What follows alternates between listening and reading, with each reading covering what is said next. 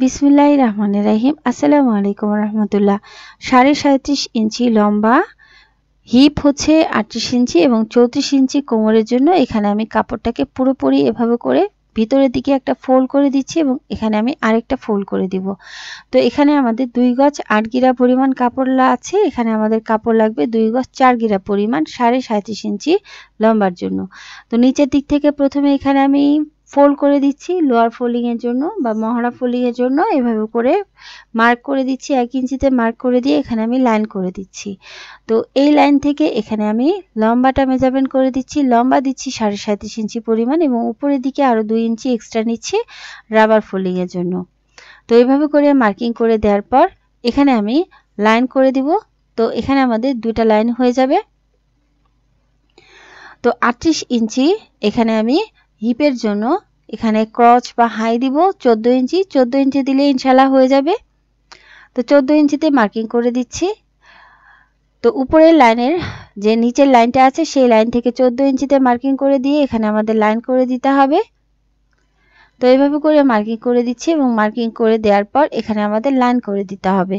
তো লাইন করে দিচ্ছি। লাইন করে দেওয়ার পর এখানে আমাদের ক্রচের যে শেপটা সেই শেপটা করার জন্য এখানে আমি 1.5 ইঞ্চি ভিতরের দিকে মার্কিং করে দিব।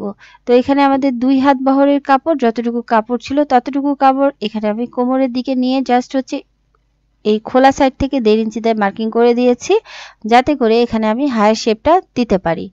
তো এইভাবে করে লাইন করে দিচ্ছি। লাইন করে দেওয়ার পর এখানে আমাদের একটা সাধারণভাবে শেপ করে দিতে হবে। তো এইভাবে করে শেপ করার পরে এখানে আমি মহড়ার দিকে নিয়ে নিব। মহড়ার দিকে এখানে আপনারা আপনাদের ইচ্ছে মতো নিতে পারেন। এখানে আমি 12 ইঞ্চি পরিমাণ নিয়েছি। আপনারা 8 ইঞ্চি নিতে পারেন, 10 ইঞ্চি নিতে পারেন, 14 ইঞ্চি নিতে পারেন, অথবা যতটুকু আছে ততটুকু নিয়ে নিতে পারেন। এখানে আমি 12 ইঞ্চি নিয়ে মার্জিন নিয়ে নিয়েছি। এখন শেপ স্কেলটা নিয়ে নিচ্ছি। শেপ স্কেলটা এভাবে করে নিয়ে জাস্ট এখানে আমাদের শেপটা করে দিতে হবে। তো এভাবে করে শেপ স্কেলটা ধরে এখানে আমি দুইটা দাগ মিলিয়ে দিচ্ছি। তো এখন আমাদের কাট করে নিতে হবে। নিচের দিক থেকে এভাবে করে কাট করে নেওয়ার পর উপরের দিকে কাপড়গুলো এভাবে করে কাট করে নিতে হবে। তো দাগ অনুযায়ী কাট করে নেওয়ার পর এখানে আমি ছোট ছোট করে কাট মার্ক করে দিচ্ছি। তো কাট মার্কগুলো করে দিচ্ছি যখন আপনারা সেলাই করবেন খুবই এসেনশিয়াল হবে। এই কাট মার্কগুলো করে দিলে এখানে আপনারা নতুন করে মেজারমেন্ট করে দিতে হবে না। এই কাট মার্কগুলো দেখে এখানে আপনারা বুঝে নিতে পারবেন। তো সেলাই করার জন্য এখানে আমি মহড়াটা সেলাই করে নিচ্ছি। একটা মহড়া যেভাবে করে সেলাই করে নিচ্ছি, অপোজিট মহড়াটা মানে মহড়া নিচের দিকে যে ডাবল ফোল্ড করে দিতে হবে সেই ফোল্ডিংটা আমি করে দিচ্ছি। এখানে আমি এভাবে করে 1/2 ইঞ্চি পরিমাণ ডাবল ফোল্ড করে দিয়ে দুটা পায়ের মহড়া এভাবে করে সেলাই করে দিচ্ছি। এখন আমি দুইটা পায়ের অংশ দুই দিকে রেখে প্রথমে একটা পা সেলাই করে দিচ্ছি। ভিতরের দিকে সোজা সাইডটা এবং উপরের দিকে উল্টা সাইডটা রেখে এখানে আমি নিচ থেকে উপরের দিকে মানে একদম ক্রস শেপ পর্যন্ত বা হাই শেপ পর্যন্ত এভাবে করে সেলাই করে দিচ্ছি।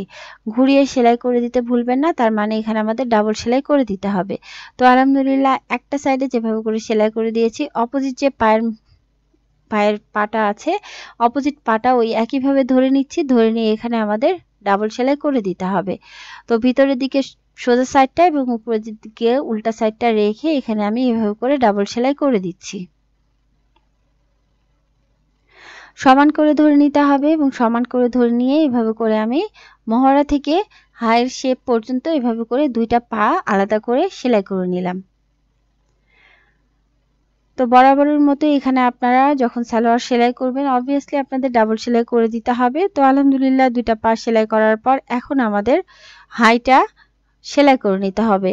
তো হাইটা সেলাই করার জন্য দুটা অংশ দুই দিকে ধরে এভাবে করে একটা সাইড এভাবে করে একটা সাইডের সাথে অপোজিট সাইডটা এভাবে করে মিলিয়ে নিচ্ছি। তার মানে ভিতরের দিকে সোজা সাইডটা এবং উপরের দিকে উল্টা সাইডটা রেখে এখানে আমি এভাবে করে সেলাই করে দিচ্ছি।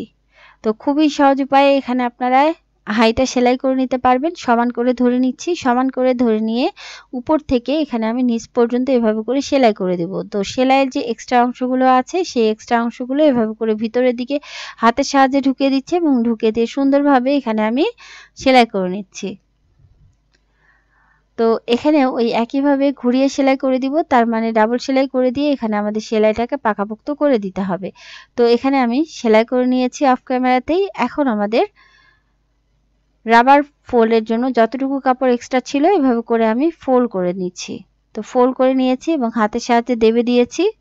তো এইভাবে করে হাতের সাহায্যে দেবে দেওয়ার পর এখানে আমি রাবারটা নিয়ে নিয়েছি। রাবারটার যতটুকু এক্সট্রা অংশ ততটুকু এভাবে করে আমাদের ভিতরের দিকে ঢুকিয়ে দিতে হবে।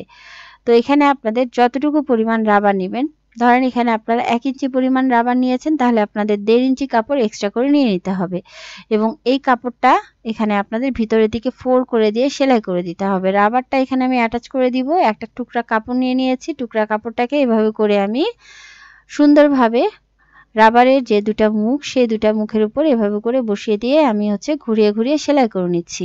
তো এখানে খেয়াল করবেন, যখন আপনারা এভাবে করে সেলাই করবেন তখন রাবারটা সুন্দর পাকাপোক্তভাবে এখানে আপনাদের সেলাই হয়ে যাবে। তো এভাবে করে ক্রস করে সেলাই করে নিচ্ছি। তো রাবার কতটুকু নেবেন?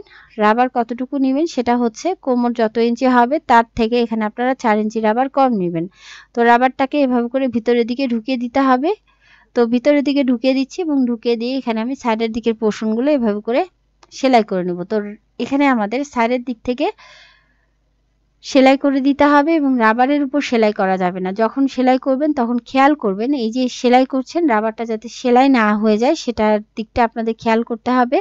তো রাবারটা যেহেতু এখানে আমি এভাবে করে ঢুকিয়ে নিয়েছিলাম, যার কারণে এখানে আমাদের বাইরের দিকের অংশটা ভিতরের দিকে ঢুকিয়ে দিয়ে সুন্দরভাবে এখানে আমি সেলাই করে দিচ্ছি। তো খোলা সাইড থেকে এভাবে করে সেলাই করে দিয়ে এখানে আমাদের রাবারটা ভিতরের দিকে ঢুকিয়ে নিতে হবে। তো রাবারটাকে এভাবে করে টেনে টেনে ধরছি এবং টেনে টেনে ধরে খোলা সাইডটা এভাবে করে আটকে দিচ্ছি। তো আলহামদুলিল্লাহ এভাবে করে রাবারটা আটকে দেওয়ার পরে এখানে আপনারা টেনে টেনে নেবেন। মোটা রাবার লাগানোর অনেকগুলো নিয়ম আছে, অনেকগুলো নিয়মের মধ্যে এটা একটা নিয়ম। তো এখন আমি মিডিল বরাবর আরেকটা সেলাই করে দিব। তো এখানে আমি মিডিল বরাবর সেলাই করে দিচ্ছি। মিডিল বরাবর সেলাই করার কারণ এভাবে করে যখন আপনারা মিডিল বরাবর সেলাই করবেন তখন রাবারটা ভেঙে যাবে না এবং দুই সাইড থেকে এখানে আমি টেনে ধরছি এবং টেনে টেনে মিডিল বরাবর এভাবে করে সেলাই করে দিচ্ছি। তো আলহামদুলিল্লাহ এভাবে করে রাবারটা আমি সেলাই করে নিয়েছি। খুবই সহজভাবে এখানে আমাদের রাবারটা অ্যাটাচ হয়ে গেছে। তো এখানে আমি দুটো ফিতা লাগিয়ে নিব। ফিতাগুলো আমি রেডি করে নিয়েছি। এখানে আমি যে কোনো একটা সাইড থেকে 2 ইঞ্চিতে মার্কিং করে দিলাম এবং অপোজিট সাইডে ওই একইভাবে 2 ইঞ্চিতে মার্কিং করে দেওয়ার পর এখানে আমি এই ফিতাটা প্রথমে এইভাবে করে লাগিয়ে নিচ্ছি। ফিতার এক্সেস পার্টটা এইভাবে করে কাট করে দিতে হবে। কাট করার পর এখানে আমি এইভাবে করে ঘুরিয়ে নিচ্ছি। ঘুরিয়ে নিয়ে এখানে আপনারা 1 পয়েন্ট বা 2 পয়েন্ট হাতের বাম সাইডে সরে গিয়ে সুন্দরভাবে সেলাই করে নেবেন। ফিনিশিং ওয়েতে দেখেন কত সহজভাবে এখানে আমাদের দুটা ফিতা অ্যাটাচ হয়ে গেছে। তো এখানে আমি ফিতাগুলো অ্যাটাচ করে নিয়েছি। তো আলহামদুলিল্লাহ এভাবে করে খুবই সহজ উপায়ে এই লুজ প্লাজোটা তৈরি করে নিয়েছি। এই গরমে পরার জন্য খুবই কমফোর্টেবল হবে। আপনারাও ট্রাই করতে পারেন। আসসালামু আলাইকুম।